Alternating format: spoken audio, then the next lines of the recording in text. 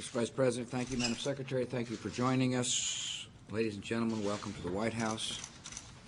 I am pleased to announce that I intend to nominate Ambassador John Negroponte to be our next Deputy Secretary of State and Vice Admiral Mike McConnell to be America's next Director of National Intelligence.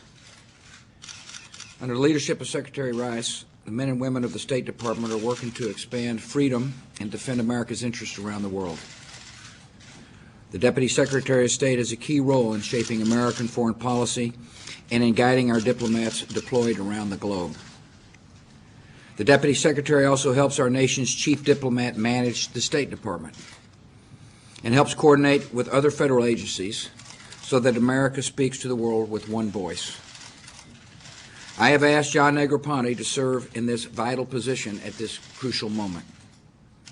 John Negroponte knows the State Department well. After all, he started there in 1960 as a Foreign Service officer in the administration of President Eisenhower. In the 4.5 decades since, he has served our nation in 8 foreign service posts spanning 3 continents. He served as Deputy National Security Advisor to President Reagan. He represented America at the United Nations. He served as our first ambassador to a free Iraq. And for nearly 2 years, John has done a superb job as America's first Director of National Intelligence. John Negroponte's broad experience, sound judgment, and expertise on Iraq and in the war on terror make him a superb choice as Deputy Secretary of State, and I look forward to working with him in this new post. Ambassador Negroponte leaves big shoes to fill as the Director of National Intelligence. The D&I has become a core part of our national security team. The D&I determines the national intelligence budget, oversees the collection and analysis of intelligence information, ensures that intelligence agencies share information with each other, and creates common standards for intelligence community personnel. The vigilance of the D&I helps keep the American people safe from harm. Admiral Mike McConnell has the experience, the intellect, and the character to succeed in this position. He served as Director of the National Security Agency during the 1990s. He was the intelligence officer for the Chairman of the Joint Chiefs of Staff during the liberation of Kuwait in Operation Desert Storm. Admiral McConnell has decades of experience ensuring that our military forces have the intelligence they need to fight and win wars.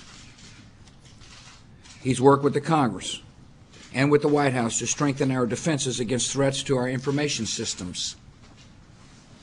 He has earned our nation's highest award for service in the intelligence community. As D&I, Mike will report directly to me, and I am confident he will give me the best information and analysis that America's intelligence community can provide. I thank John and Mike for taking on these new challenges.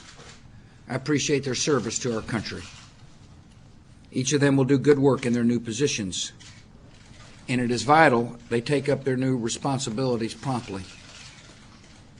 I'm confident that the United States Senate will also see the value of these two serving in crucial positions, and I would hope that they would be confirmed as quickly as possible. Congratulations to you both. Thank you very much. Sure.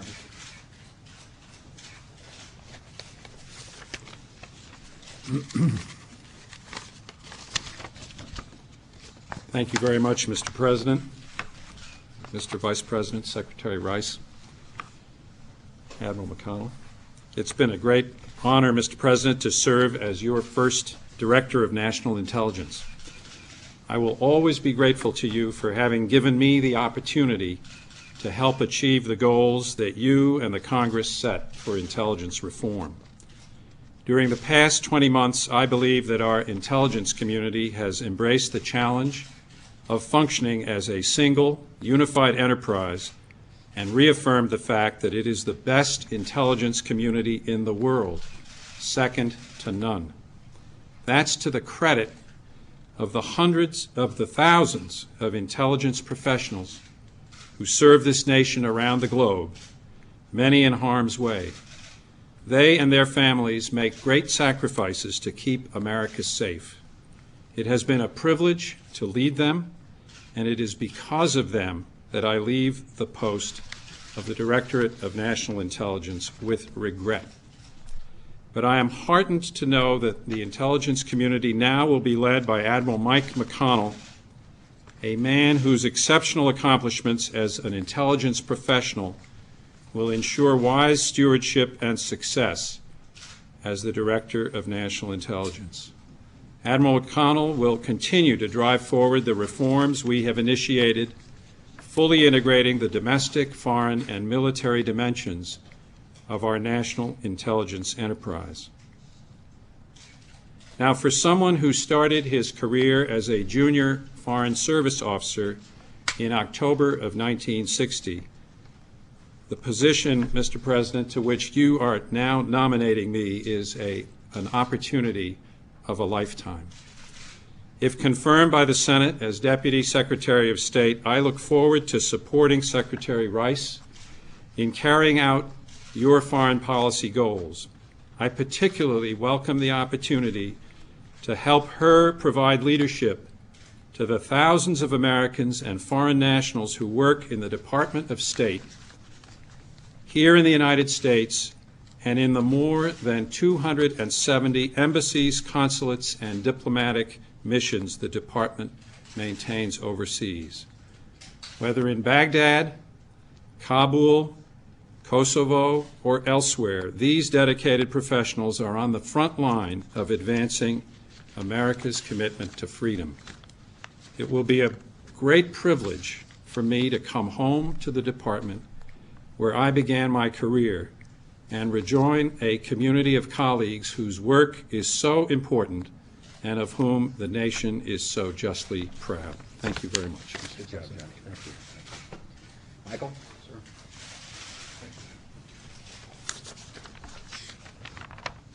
Mr. President, Mr. Vice President, Secretary Rice, Ambassador, I want to thank you very much, sir, for your kind remarks and your vote of confidence in asking me to become your second Director of National Intelligence. If confirmed by the Senate, I look forward to serving you, Mr. President, the nation's senior leadership, and all the great men and women of our national security and homeland security communities. I understand these people rely on timely and useful intelligence every day. After spending most of my adult life in the intelligence community, focused on getting the right information to the right decision maker in the right time and format, I'm excited about returning. Fortunately, my work over the past 10 years after leaving government has allowed me to stay focused on the national security and intelligence communities as a strategist and as a consultant. Therefore, in many respects, I never left. I have followed the issues and the initiatives, and I hope to be quickly and directly relevant to build on the many accomplishments of Ambassador Negroponte and his team. Unlike just a decade ago, the threats of today and the future are moving at increasing speeds, and they cross organizational and geographic boundaries. This will require increased coordinated responsiveness by our community of intelligence professionals. I plan to continue the strong emphasis on integration of the community to better serve all of our customers. That will mean better sharing of information, increased focus on customer needs and service, improved security processes, and deeper penetration of our targets to provide the needed information for tactical, operational, and strategic decision-making. Public service has always been my passion. I look forward to serving this great nation as we continue to fight on the global war on terrorism and to face the many new challenges of the new century. I want to thank my wife, Terry, and my wonderful family and our grandchildren for their support as I take on these new challenges.